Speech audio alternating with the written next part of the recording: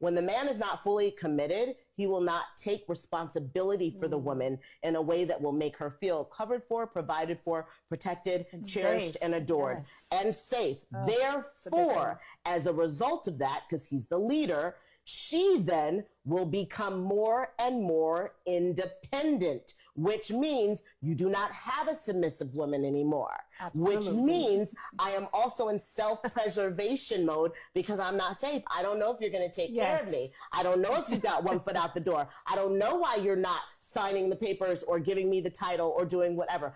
To me, all I know is you aren't sure about me. So if you're not sure about me, I'm not sure about you. But then we become the problem. Welcome to Relationship Talk with the Geths. Join Ed and Maya, a dynamic husband and wife duo, as they share real and honest advice on love, dating, and marriage. As transformational relationship coaches, they specialize in helping both singles and couples enhance communication, build intimacy, and experience greater pleasure in their relationships. They also offer online courses tailored for singles and married couples and are fully licensed to officiate weddings.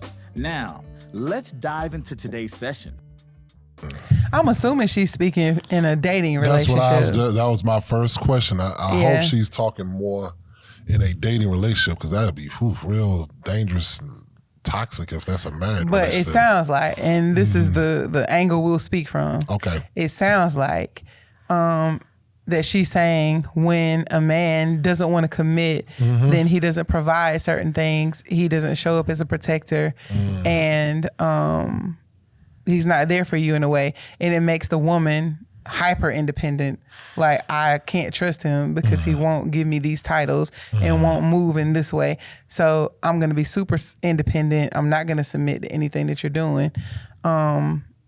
As a result, and then women get blamed for being, oh, she's so independent, she don't need a man. You know, women don't need men anymore because they're doing everything by themselves. And it's like a negative thing. But they're saying that women are hyper independent as a result of men showing up not being as masculine. And I have an opinion on that, but I would like to give you the floor since she is a woman and she spoke first. I would say that's a slippery slope in the sense of what does committed look like? What is she expecting from a man in the dating relationship as far as protection? I don't know how much they look as far as providing, other than, you know, are they paying for dates? Are they, I guess, buying gifts? It's a little hard to fully, I guess, judge that statement about how committed. Now, she did say one thing that she's probably right about. He's not moving in a way where he's giving title and labels, because I do feel, you need to title that thing. You need to know what this thing is that you are. Put some respect on the name. What is this? What it is we're doing. Like, if I keep getting introduced as, hey, this is my friend, this is my girl, this is my partner, you know, this is Tisha, this is so and so, and I ain't got no label behind it, then that would be, you know, red flaggish. Even more so than a label, it's a conversation for me. I need to know what the parameters and boundaries are on a relationship that we are, you know, making. What are we building here? Are we dating exclusively? The people that I coach, that's one of the first questions I ask. Have you had a conversation about whether this relationship is an exclusive relationship? Are you guys seeing other people? Are you sleeping with other people? Are you sleeping together? These are all questions that you have to ask. And if he is not ready to say, yes, I want to date you exclusively, then you at least know what that is. Because you can be a girlfriend and he not be dating you exclusively. Have y'all said, yes, it's me and you, we're not dating anyone else, we're not sleeping with anyone else? Because if not, you have to know how to move. And if you are looking for a relationship where you date exclusively and that's not where he is, then that should let you know, I don't need to stop here.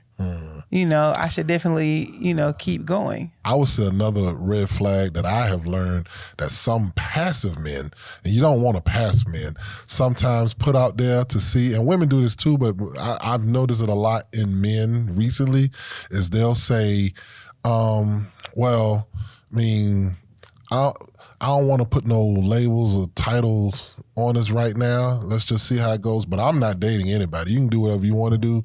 I'm not seeing anybody else. I'm just focused on, getting to know you, but I'm also busy. But, I don't really want to have no titles. What that does is what he's doing is now trying to see what type of person you are. Like, okay, I said I ain't dating nobody. Let me see if she gon', find some other people, or this is his way of trying to test her if she's going to date around. See, I told you, well, she a hoe, or man, I told you she ain't really serious, or da da da. Well, you didn't lead off with that. Correct.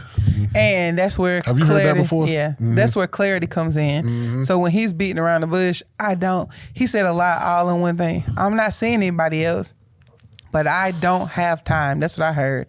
I don't have time for X, Y, and Z. Yep. So I'm not looking for X, Y, and Z. That is the answer to your question. So if you are entering the dating scene and you're looking for an exclusive relationship that ends in marriage, because you are a wife in waiting and you've done the preparation for that, then the way you show up when the question is posed and he says, I don't have time, that means he doesn't have time to pursue you in that way. This is not your guy right now. I'm not saying he'll never be, but he's not the one right now. Right. And you need to exit stage left and, date someone else, because he doesn't have time to date you in the way that you want to be dated right now. And you deserve what it is that you're looking for. You're looking for someone who is compatible in that way, someone who is also looking for an exclusive relationship that ends in marriage. Yeah. If he's not out here pursuing and looking for a wife and you are a wife, what are y'all doing?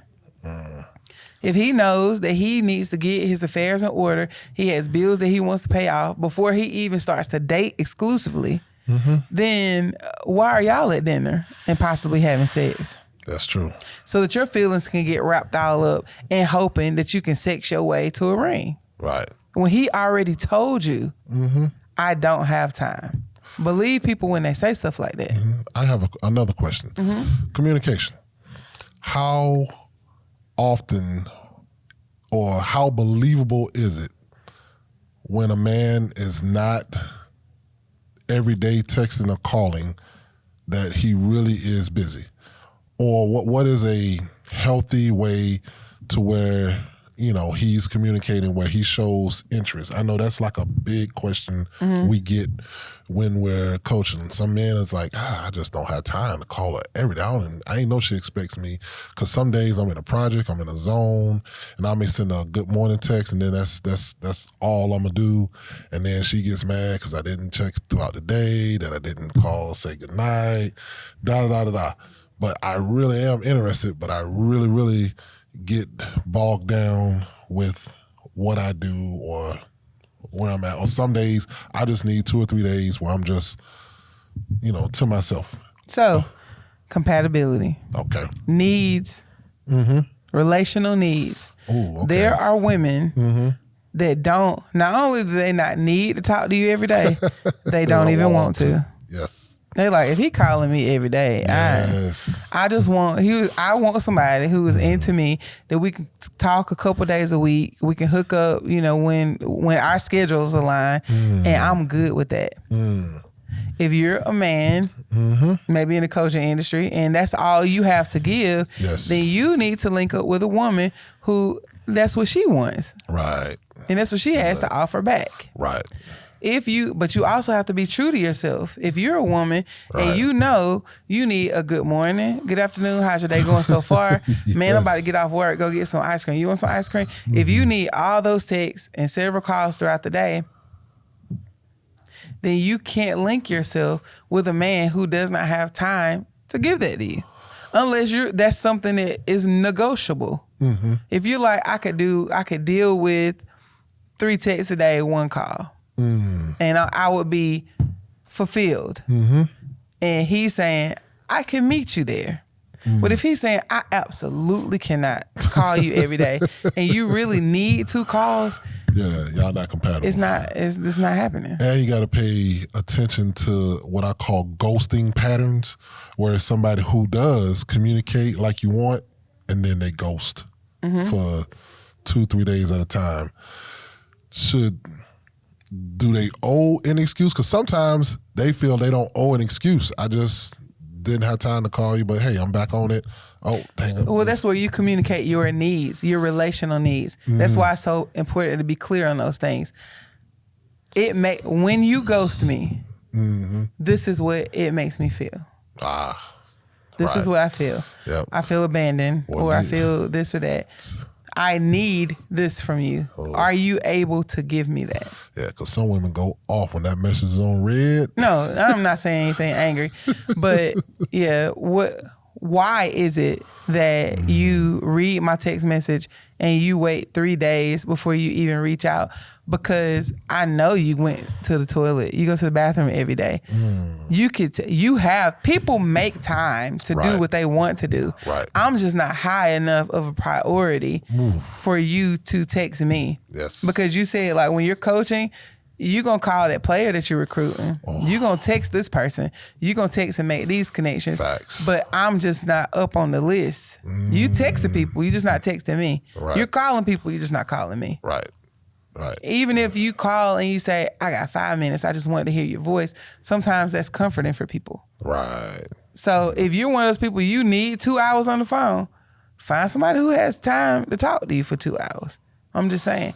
Or find out where your compromise is. Don't compromise yourself all the way out of who you really are. Gotcha. To the point where you're unfulfilled, trying to hang on to a relationship. Okay. Yeah, this dating world and figuring out commitment, it's rough waves sometimes, but there's ways to do it. Absolutely. You Even have to really pay busy attention people. to consistency. Yeah, even for busy people. Some people, they are married, and one of them lives in California and one lives in New York, and they have the best marriage. Yeah. They're like, I would never want to live in the house with somebody I was married to. They're like, I don't need to see you that often. I want to see you once a month on the weekend. We hook up, we have the best weekend, and then we talk a couple days through the week. Yeah, I remember it was a comedian. I think we just listened to it. Miss Pat bought her husband his own house, and she said that's been the best thing for my baby. You stay over there a little bit, because I don't want you in. I'm like, what? It look on a smaller scale. Yes, I say us. We don't share a room. I've been kicked out of my room. When we first got married, and we moved in together. Yes. And tried to make things work in the bedroom. Our living styles are different. Drove her nuts. I like things to be in a place. I like for my closet to be organized. I don't want. Ed will get clothes that are folded, and he'll roll it up like this and throw it up on throw it up on the shelf. And he's totally okay with that. He'll take his shoes and just wherever they fall off his feet. Oh, I'm bad about that. That'll be okay. I'm bad about that. And so I would have nagged the fool out of him. I'm bad about or that. I would have been miserable because it's hard for me to operate in a space of clutter. She can't. Our happy medium was you move your stuff, all your stuff out of here in this bedroom, and you keep that bedroom however you want. I'm not going to talk to you about it. Yeah. You exist in that bedroom however you want. And when it's time to go sleep and have sex, you come on here in this bed. Yeah, we sleep in the same bed. Still. You sleep in this bed, and then all your stuff is in there. So we don't share a bathroom. No, she kicked me out the bathroom. I don't even like it when he comes to pee in my bathroom. Because I be like, what you doing? What are you doing in here? Like, I'm like... What you doing? I don't want man stuff in my bathroom. So you keep all your man stuff over there. Yes. I got girl stuff over here. But it works though. It works. It does. It works. So you have to figure out what works for you. Shunned at all. Now the problem comes sometimes.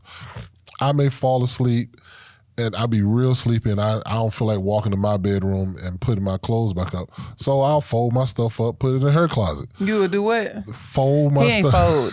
Fold my nothing. Fold my he stuff. might take them shorts and drawers off and drop them right beside the bed on the floor. And he I'm gonna see sticking the to my next day story. they gonna be in his room. That's what I was getting at. You're not gonna partially move in here with me. I can't even partially move back in. You bring your naked body in here, and that is it. Let me keep some clothes in here just in case, because I do wake up there. Maybe I could throw something on real quick, so I ain't got to run to the other room. Nope. Two things. I want your naked body in here, and I want that CPAP. Please don't move that CPAP. The CPAP is allowed to stay as long as it wants. All of the CPAP in my body. Everything else, get out of here with that. Nothing in there. I mean, not my brush, nothing. Why would your brush be in here? I can't even brush my hair. So it works for us. But that's the thing. You find out what works. Yeah, once you identify your non-negotiables, then don't feel bad about your standards. Right. Get what it is that you want. Right. That's true. That's why you do the work, to find out what it is you want. And then you don't compromise yourself out. You do compromise, but you don't compromise yourself into somebody that you're not. I think dating has become more of a showcase. People are using it as a showcase instead of getting to know. People are just going on these trips and being like, hey, babe, da, da, da, you know, taking pictures or showing off to your girls. Oh, girl, look what I got. You know, guys, look, oh, girl, look, dude, hey, what you think? What you think?